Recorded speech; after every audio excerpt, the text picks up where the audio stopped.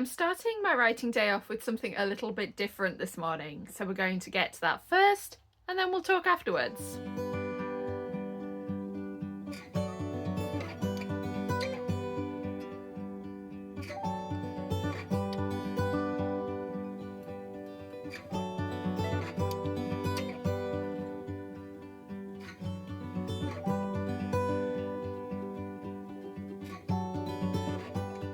So, in all the time that I have been a published indie author, and that is about 10 years now, I have always prioritised working on the most saleable books. Sometimes that is titles that I have written to market, sometimes it's not. Quite often it is pursuing one series at once so I can wrap up storylines and put out box sets. And I have always tried to publish relatively quickly.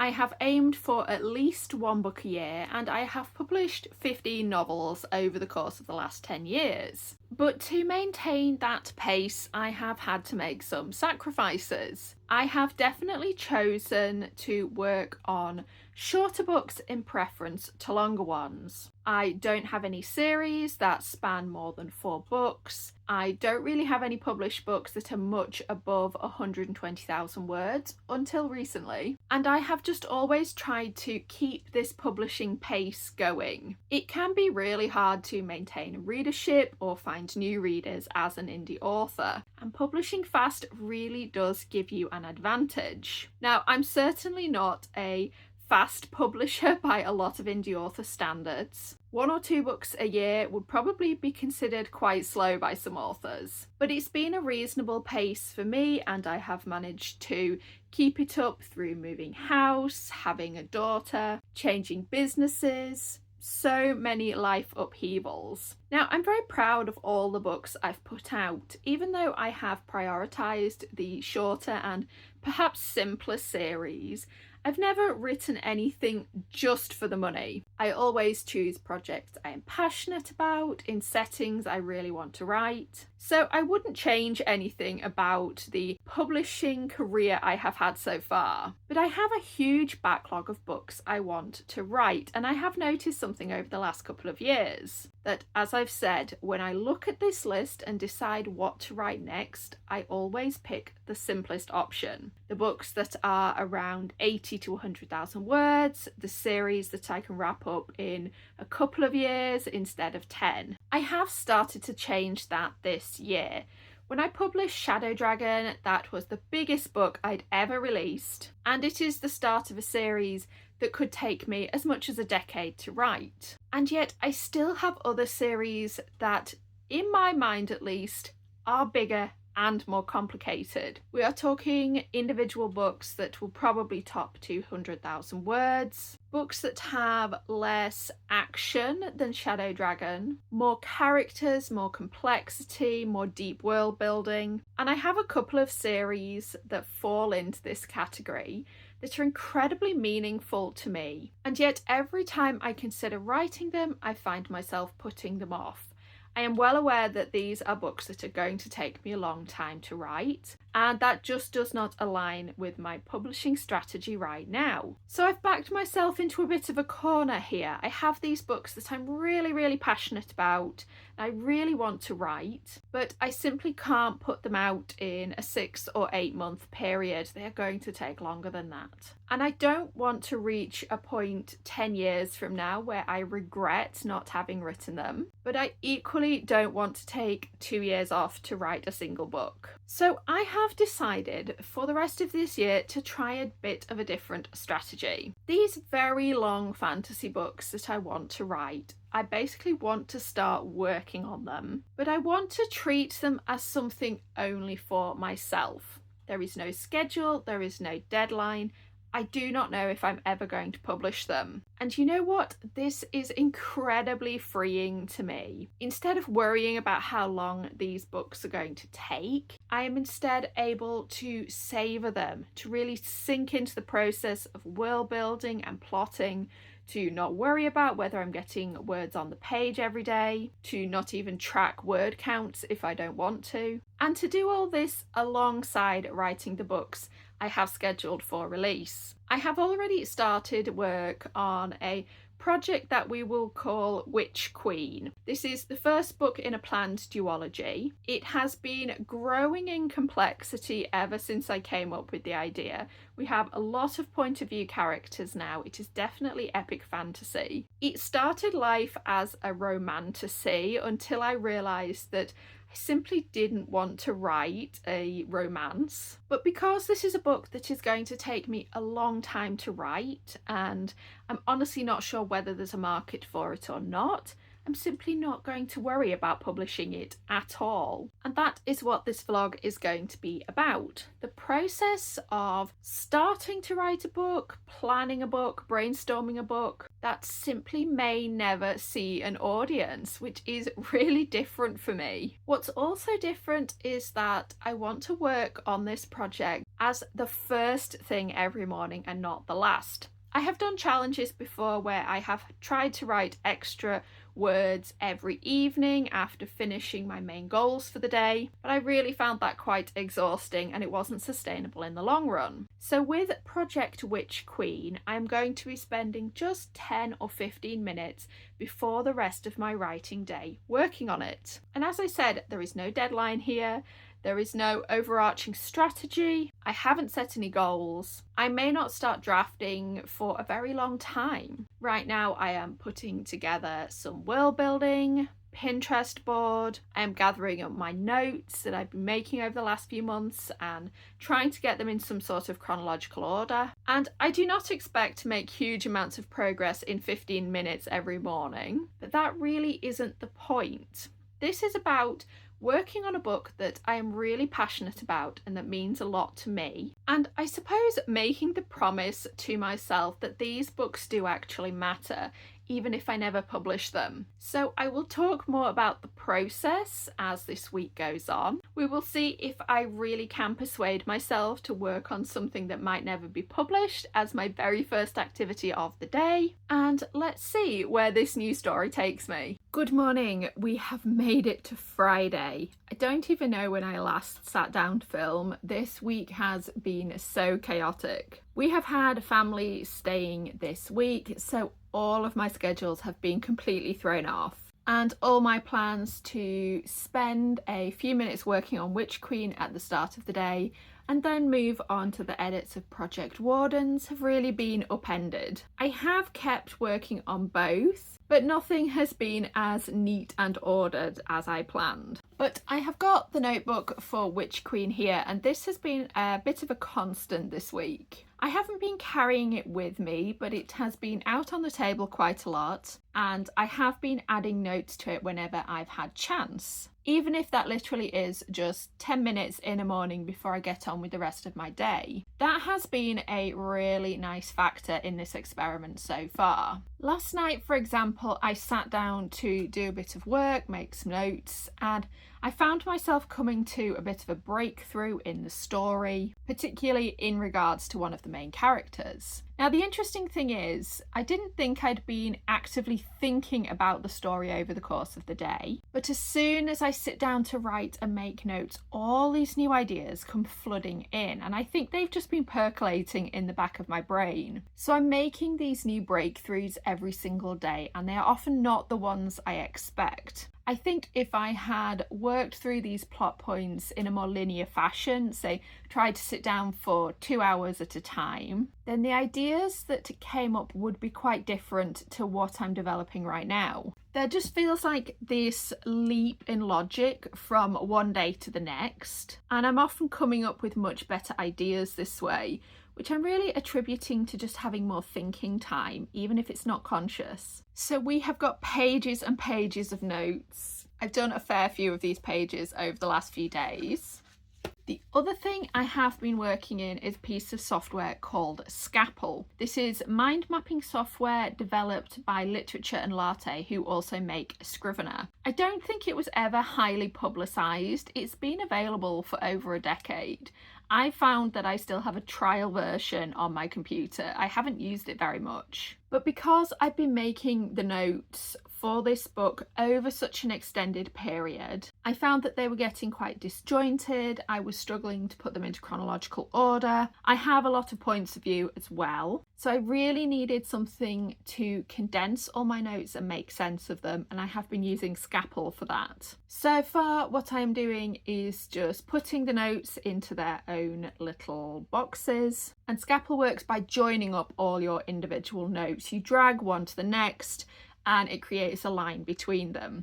It really doesn't have much more functionality than that, but it is very easy to connect points and move them around. So I've been making all these notes. I've been working out what order they go in, which characters they belong to, whose point of view they might turn up in the story under. And I've also been working through some of the wider world building for the story, really making it concrete instead of just a series of disjointed notes, and again putting that in chronological order. Because you can move and join things so easily in Scapple, it has worked out really well for this process. And that is where we are at this week.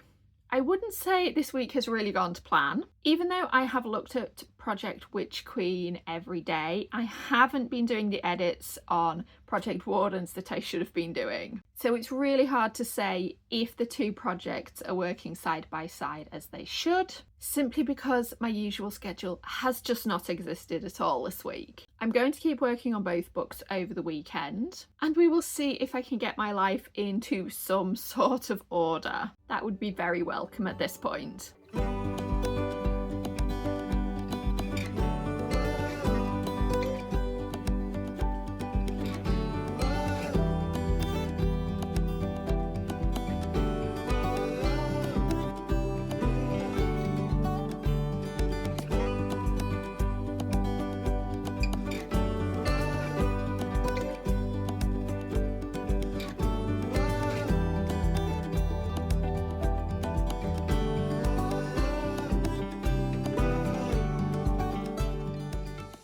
I am having a very lazy Sunday morning. We had quite a busy day yesterday, and to be honest, I've done nothing really useful today so far. I wanted to catch you up on Project Witch Queen though, because I think it's been an interesting working experience so far. Let's start with the downsides.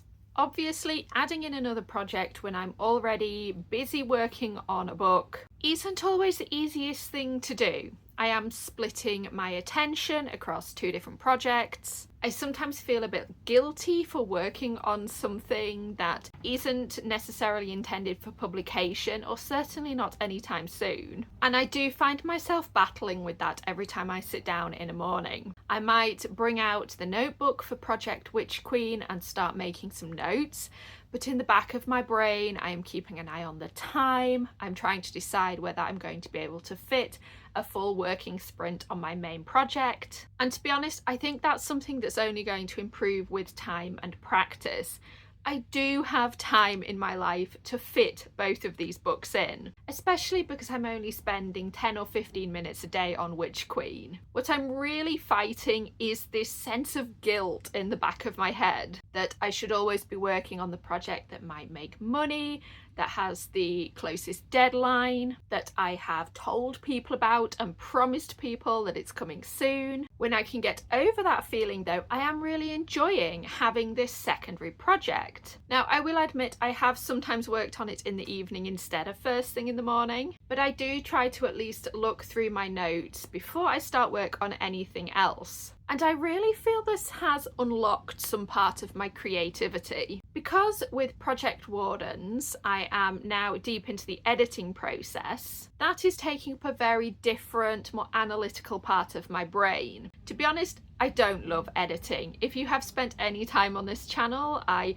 complain about this every single time I am editing a book. This is one of the reasons that I'm trying to spend less time on the editing with Project Wardens, because it can very easily stretch out into a process that takes me many months and much longer than it should. But I'm really enjoying having something else to work on. Those 10 minutes in the morning of just brainstorming, making some notes, just allowing my creativity and imagination to flow have been fantastic. And I think that is giving me an appreciation for the entirety of my writing process. I am just overall more excited about writing. I'm even more excited about then getting to the editing later in the day, and all of this from just 10 minutes of work first thing. So this has been an interesting experiment so far. I won't say I've accomplished a lot this week. I have a few more pages of notes on Witch Queen, and like I said in my last update, there have been one or two big revelations about where the plot needs to go, but I'm a very long way off having a set synopsis or starting writing or even having a finished Pinterest board. So I'm going to give this a few more days because life is hopefully going to settle back into routine next week, and I want to see where this experiment can take me. This weekend has been a real reminder for me as to why you need to always keep learning as a writer. Now, I have been writing novels for more than 20 years, ever since I was a teenager, but there is just always so much more to learn or sometimes to relearn. Over the last few days, I have been watching some seminars from an online event called Escape the Plot Forest. Now, I signed up for free. There are paid options. I think it's on every year. I have been picking and choosing the replays of the different sessions. There's no way I could get through all of them. There are something like 10 a day. But I've been watching one or two every evening, and the two I watched last night have really started to shape how I am working on Project Witch Queen. One was about using fear and fear arcs in your character development. I could already see this might be really useful for some of my edits, particularly with the Dragon series that I'm working on. I don't feel that I've nailed the character arcs in the sequel that is halfway written, so this could be a useful lens to go back and look at the book through. But just this morning I have been working on my 10-minute session on Witch Queen, and I could really see these fear arcs applying to the main character, Aurelian. Now, there are not many male characters in this book. It is very focused on women, but we do have this elven king who plays a very pivotal role in the story, and I could immediately see when I was working on his character this morning that he would be very driven by his fears and the way they compete with one another. On the one hand, he definitely fears turning into his father, who was a very cruel man, both as a leader and at home, but equally he fears being the leader who presides over the downfall of his people, which has been long prophesied. So on that score, he feels that he needs to be a hard leader to protect his people from harm. And I really think these two fears playing off one another could shape his entire character for the duology. Now, the other talk I watched last night was about using your unconscious mind to solve plot problems, and I think this is one of those things that you hear a lot of writers talking about, but I'd never seen it codified in that way. The writer who gave the talk, Luke Kendall, was talking about how he writes down his plot problems, bullet points them, puts a few notes down, as much detail as he feels is necessary. Then he looks back over the problem for a few minutes and then he walks away and does something else. His theory being that the unconscious mind will solve those problems for you, and when you come back to the story, you will know exactly what the solution is. And I realised I have been inadvertently doing something like this with Project Witch Queen. I'm working on it for 10 or 15 minutes every morning. I am making maybe a page of notes, and then whilst the story might be in the back of my mind for the rest of the day, I'm not actually touching the book again in any form. But I have really noticed that when I sit down the next day to make notes, that all these things bubble up that I hadn't been consciously aware of. And I said in an earlier update that some of these have been absolute revelations. They have come to the surface, they have taken the story in directions that I hadn't immediately thought of. And I think having that gap between brainstorming from day to day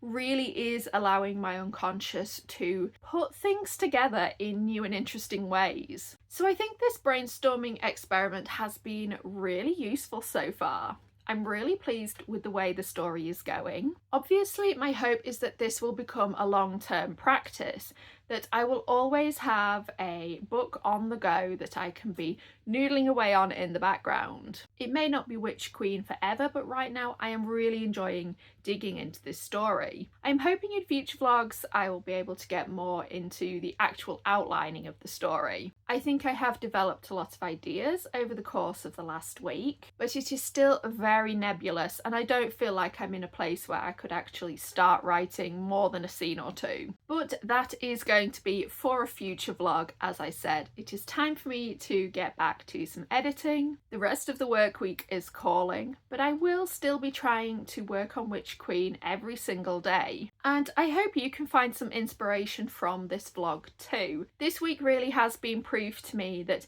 even if you don't have very long in a day to work on a particular project, you can still make serious headway. There have been so many great ideas bubbling to the surface for Project Witch Queen. I have solved so many plot problems, I have got to know my characters better, and there has not been a single day when I have worked on this story for more than about 15 minutes. So as always, please let me know in the comments what you are working on. I would love to know your brainstorming techniques too, and I will see you next time.